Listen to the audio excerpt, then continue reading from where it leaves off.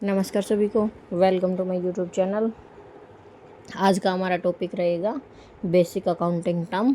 Basic accounting term में हमारे पास जैसे हमारे क्या बोलते हैं उसको, कैपिटल क्या है, ड्राइंग क्या है, कैपिटल क्या है, फिक्स एसेट्स क्या है, फिक्स और करंट, फिर डीपली अकाउंट क्या है। ठीक है, इन सब जो भी ये छोटे छोटे टॉपिक्स हैं इनके बारे में हम डीपली स्टडी करेंगे।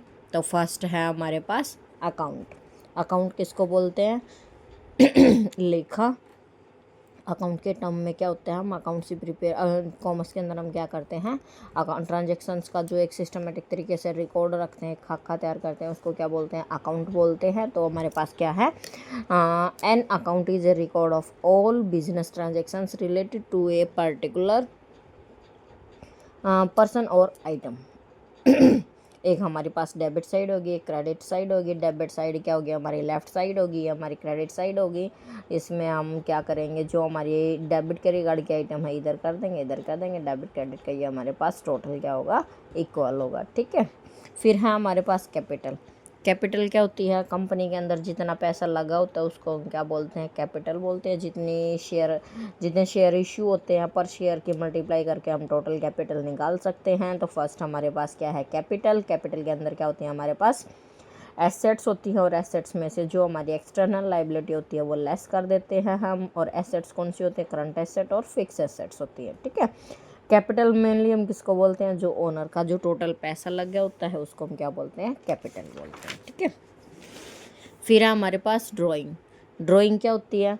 जो भी ओनर के द्वारा कंपनी के अंदर से जो पैसा निकाला हुआ होता है पर्सनल यूज के लिए, पर्सनल यूज़ के लिए जो पैसा निकाला होता है उसको क्या बोलते हैं? ड्राइंग बोलते हैं। ये पैसा उसको वापस भी करना होता है कंपनी के अंदर, और जितना उसके ऊपर जो रेट बेसिक होगी हमारे पास, जो भी डिटरमाइन कर रखी होगी पार्टनर्स डीड के अंदर, उसके अंदर की ड्राइंग जो भी बंदा करेगा बिजनेस से या पार्टनरशिप से, उसके ऊपर ड्राइंग के ऊपर उसको कितना इंटरेस्ट पे करना है, तो वो इंटरेस्ट ऑन ड्राइंग भी पे करेगा और वो ड्राइंग का पैसा भी पे करेगा। उसको ड्राइंग बोलते हैं। ड्राइंग में मतलब मीनिंग क्या है हमारे पास, कि जो ओनर है उसके द्वारा पर्सनल यूज़ के लिए बिजनेस से पैसा निकाला गया है, तो उसकी जो पैसा निकाला गया है उसको बोलते हैं ड्राइंग। फिर हमारे पास लाइबिलिटी। लाइबिलिटी होती हैं बिजनेस की, कंपनी की, उस फर्म की बाहर के बंदों को जितने जो टोटल पेमेंट्स हैं, टोटल अदायगियाँ हैं, उनको बोलते हैं लाइबिलिटी, दायित्व बोलते हैं। ठीक है, तो ये हमारे पास क्या हो सकते हैं? Example, balance of payment. Balance of payment नहीं, सॉरी, वो तो हम इकोनॉमिक्स के अंदर करते हैं। बैलेंस ऑफ पेमेंट ये होता है हमारा bills payable. Bills payable, creditor, bank overdraft, unpaid wages, जो भी हमारे पास हैं, ये इंटरनल भी लाइबिलिटी हो सकती है और एक्सटर्नल भी लाइबिलिटी हो सकती है। इंटरनल लाइबिलिटी कौन सी होंगी हमारे पास? जैसे कैपिटल, एक्यूमुलेटेड प्रॉफिट, ये इंटरनल लाइबिलिटी होंगे। और एक्सटर्नल लाइबिलिटी कौन सी होंगी हमारे पास? Creditor, loan, bank overdraft. ठीक है, इसके अंदर हमारे पास क्या आती हैं? करंट शॉर्ट टर्म लाइबिलिटी आती है और नॉन करंट लाइबिलिटी आती है। लॉन्ग टर्म में अलग होंगे अपने पास, शॉर्ट टर्म में ये अलग होंगे अपने पास। ठीक है, फिर हमारे पास एसेट्स। कंपनी के अंदर क्या होंगी हमारे पास? सबसे पहले तो हमें बिजनेस सेटअप करने के लिए कोई ना कोई जगह भी चाहिए, उसके लिए हमें लैंड परचेज करनी पड़ेगी, तो वो क्या है? हमारी फिक्स एसेट है। तो ऐसे ही हमारे पास क्या होंगी? बहुत सारी एसेट्स होती हैं, जैसे stock, furniture, machinery, land and building, bills receivable, इन सभी को क्या बोलते हैं? एसेट्स बोलते हैं। मेन थ्री होती हैं हमारे पास, ये इन तीन कैरेक्टरिस्टिक्स हैं एसेट की। Resource must be valuable. Asset किसको माना जाएगा? जिसकी कोई ना कोई कीमत होगी। Resource must own by business, और बिजनेस के ओनर द्वारा उसको परचेज किया जाएगा। Resource must be acquire at a measurable money cost, उसको मनी के कॉस्ट में एक्वायर किया हुआ हो। एसेट्स हमारे पास कितनी टाइप की होती हैं हमारे पास? नॉन करंट, करंट एसेट्स होती है, ये हमारे पास नॉन करंट एसेट हैं, ये हमारे पास करंट एसेट हैं। एग्जांपल से हम कर सकते हैं, डीपली अच्छे से समझ आ जाएगा। फिर कुछ आइटम्स क्या होती हैं? टेंजिबल होती हैं, कुछ इंटेंजिबल एसेट्स होती हैं। जैसे टेंजिबल एसेट्स क्या होंगे हमारे पास, जिनको हम देख और छू सकते हैं? Land and building, plant and machinery, computer, motor vehicle, furniture, stock, cash. Intangible assets हमारी कौन सी होंगी? जैसे goodwill, copyright, patent, trademark, computer software, prepaid export, ये क्या है हमारे पास? एक्सपेंसेस। इंटेंजिबल एसेट्स हैं हमारी ये सारी। ये क्या है? हमारी सारी इंटेंजिबल एसेट्स है। ठीक है, फिर हमारी कुछ करंट एसेट्स होती हैं, कुछ हमारी फिक्टिशियस एसेट्स होती हैं, नॉमिनल एसेट्स होती है। ये पूरा डीपली आप बुक से कंसर्न कर सकते हो, ठीक है। फिर हमारे पास लिक्विडिटी। लिक्विडिटी क्या होता है?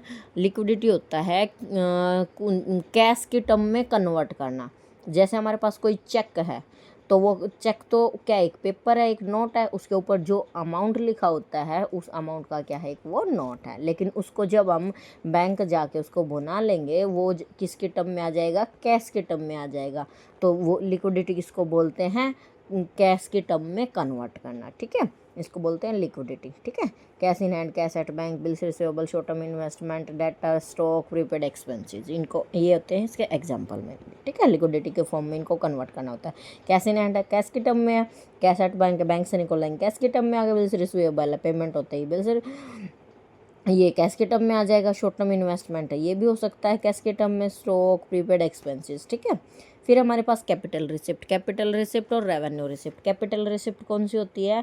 जिसमें हम कैपिटल में इंक्रीमेंट करते हैं। कोई भी एसेट है हमारे पास, उस एसेट्स में या फिर पैसा और इन्वेस्ट करना है एसेट्स में, तो वो क्या होगी हमारे पास? कैपिटल रिसिप्ट होएगी, ठीक है। Capital contributed by the owner partner, amount receive by way of loan, ठीक है, इनको बोलेंगे हम कैपिटल रिसिप्ट। रेवेन्यू रिसिप्ट होती है एक, जैसे रेवेन्यू रिसिप्ट किसको मानेंगे? जैसे हमारे पास सेल बढ़ गई, पहले सेल थी हमारी 10,000 यूनिट, अब हमारी सेल हो गई 15,000 यूनिट, जो एक्स्ट्रा 5,000 यूनिट आई हैं करंट ईयर के अंदर। पिछले साल थी हमारी 5,000, इस साल होगी हमारी 10,000, अगले साल हम एस्टिमेट लेके चलेंगे हमारी 12,000 हो जाएंगी, 15,000 हो जाएंगी, ठीक है। तो वो जो इंक्रीमेंट आया है वो किसका आया है? रेवेन्यू रिसिप्ट का आया, ठीक है। ये trading and profit and loss की क्रेडिट साइड में आता है रेवेन्यू रिसिप्ट, ठीक है। फिर हमारे पास एक्सपेंडिचर, ऐसा ही हमारे पास क्या है? एक्सपेंडिचर, ये भी कैपिटल एक्सपेंडिचर हो सकता है, रेवेन्यू एक्सपेंडिचर हो सकता है, और डेफर्ड रेवेन्यू एक्सपेंडिचर हो सकता है। ये बुक के अंदर आपको डीपली मिल जाएगा। वैसे किसको बोलेंगे capital expenditure? Capital expenditure any expenditure which is income acquiring increasing the value of fix assets. Oh sorry, ये मैंने उल्टा बोल दिया। रिसिप्ट तो क्या होता है? कम होता है, ठीक है। कैपिटल रिसिप्ट में बेटा इसका अमाउंट क्या होएगा? कम होएगा करंट एसेट्स का, तो वो होएगी कैपिटल रिसिप्ट। और जो कैपिटल एक्सपेंडिचर होएगा, कैपिटल एक्सपेंडिचर का मतलब है कि वो एक्सपेंडिचर, वो खर्चा किया गया जिससे हमारे कैपिटल बढ़ी है, तो वो क्या क्या बोलेंगे उसको? कैपिटल एक्सपेंडिचर, ठीक है। और ये होएगा हमारा revenue expenditure, which is receive during one according period term as revenue expenditure, cost of good sold, salary and electricity etcetera charges, debited profit and loss account. जो रेवेन्यू एक्सपेंडिचर वो क्या होंगे? हमारे P&L के डेबिट में होंगे, ठीक है। तो ये है, इन दोनों में रिवर्स है, capital expenditure, capital receipt, revenue expenditure, revenue receipt, ठीक है। इनमें ये डिफरेंस दे रखे हैं अपने पास। फिर हमारे पास deferred revenue expenditure. Deferred revenue expenditure वो होंगे, वो जर्नली वो खर्चे जो क्या होते हैं 3 से 7 साल के बाद होते हैं, मतलब लॉन्ग टर्म के हिसाब से होते हैं वो खर्चे हमारे पास। रेवेन्यू विद इन 1 ईयर थे ना। फिर है हमारे पास एक्सपेंसेस। एक्सपेंसेस क्या होते हैं? जैसे सैलरी दी, कमीशन दिया, रेंट दिया, तो ये क्या होते हैं हमारे पास? छोटे मोटे जो खर्चे होते हैं उनको बोलते हैं एक्सपेंडिचर। और सन्ड्री एक्सपेंसेस किसको बोलते हैं? जो छोटे छोटे ये सारे खर्चे मिला के एक खर्चा कर देते हैं। ये अलग से आइटम में भी दिखा सकते हैं। और कोई और स्टेशनरी का खर्चा और कुछ करता, कोई छोटा खर्चा है, उन सभी को ऐड करके किस में लिख सकते हैं? मिसलेनियस एक्सपेंडिचर या फिर सन्ड्री एक्सपेंसेस में लिख सकते हैं। इनकम, जो कॉस्ट ऑफ, जो सेल, गुड्स को सेल करने से हमारे पास पैसा आया, वो क्या होगी? हमारी जनरली इनकम होगी। इनकम कहाँ जाती है हमारे पास? सेल कहाँ जाती है? ट्रेडिंग के क्रेडिट में जाती है, ठीक है। और कोई इनकम होगी वो कहाँ जाएगी? प्रॉफिट एंड लॉस के क्रेडिट में जाएगी, ठीक है। ट्रेडिंग के क्रेडिट में और P&L के क्रेडिट में।